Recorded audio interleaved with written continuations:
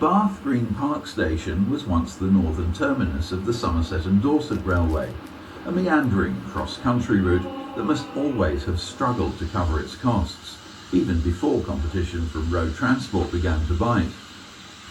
Dr. Beeching targeted the whole of the Somerset and Dorset system, and the line to Bath Green Park closed in March 1966.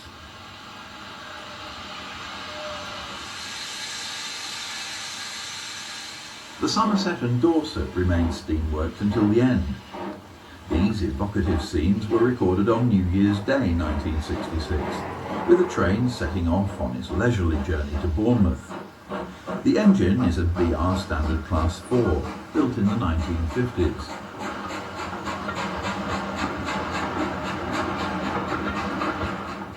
The crossing of the Mendip Hills between Evercreech Junction and Bath produced some delightful scenery. It also gave the line its steep gradients, sharp curves and heavy earthworks. The combination of an ex-LMS locomotive and Southern Region green rolling stock is a reminder that the Somerset and Dorset was a joint line up to nationalisation in 1948. Chilcompton Station was busy at least 6 times a year as the railhead for Downside Public School. It was also the loading point for one of the local collieries.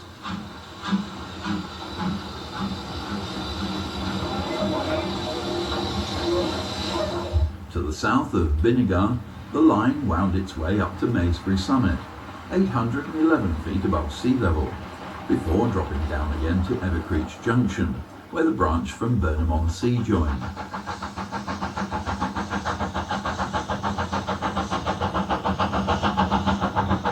Although the line from Bath turned out to be the more important arm of the S&D, it was actually opened more than a decade after the line from Burnham-on-Sea. The original idea of the Somerset and Dorset had been to provide an overland link between the seaports of Poole and Burnham-on-Sea, avoiding the hazardous sea passage round the coast of Devon and Cornwall.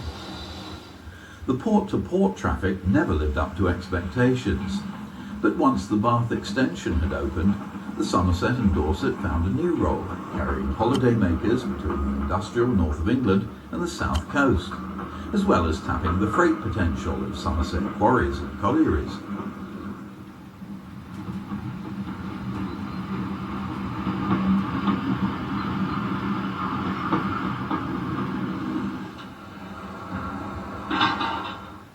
The intermediate station of Wincanton produced a mixture of passenger and goods traffic, as it was once the location of local milk processing factories.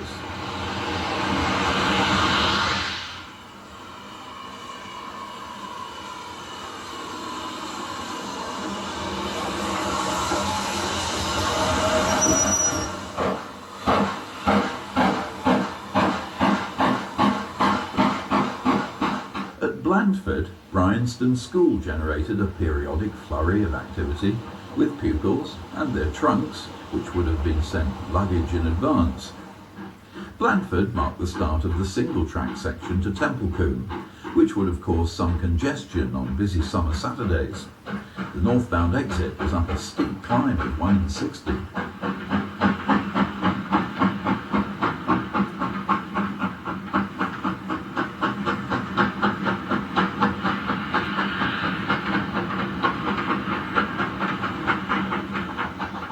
If only summer Saturday traffic volumes could have been maintained every day of the year, then doubtless the S&D would still survive today. But by the early 1960s, it was a classic case of an underutilised resource soaking up taxpayers' money, and with little potential for development.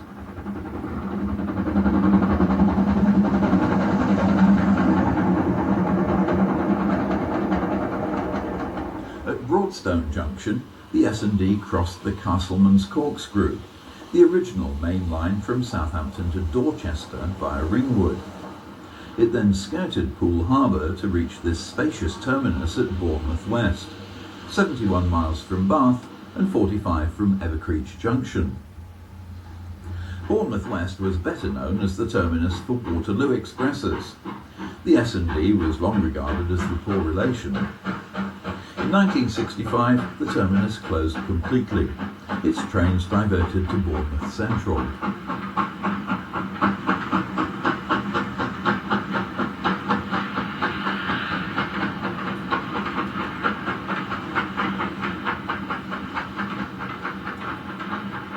The closure of this rural route followed the usual pattern of a lengthy public inquiry with many objections to the proposed withdrawal of services. But the outcome was in reality a foregone conclusion. The Labour government of the day were determined to cut losses on the then nationalised railway.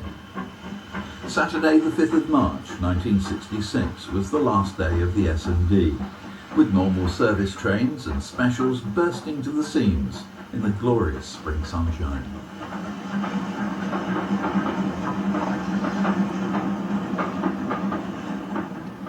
Sadly, the closure would have scarcely been noticed by many people in the towns and villages along its route. Rural buses and private cars long since having become their usual means of transport.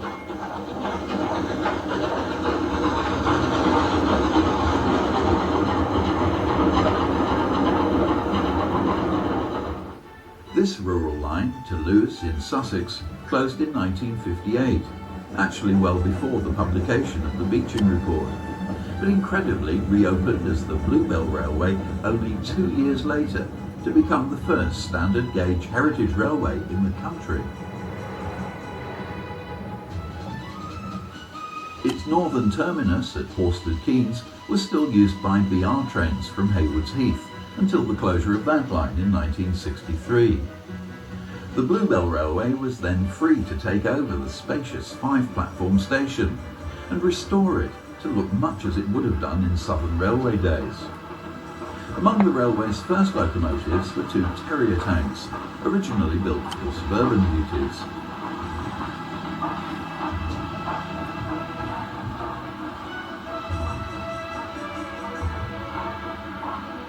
The other end of the reopened Bluebell Railway was Sheffield Park, originally just an intermediate station on the line to Toulouse. The Bluebell Railway set up its locomotive headquarters here, as well as administrative offices, a museum and bookshop, all essential ingredients of a successful preserved railway. The Bluebell Railway quickly became far more popular than its founders could have imagined. By the early 1970s, it was welcoming 250,000 visitors a year.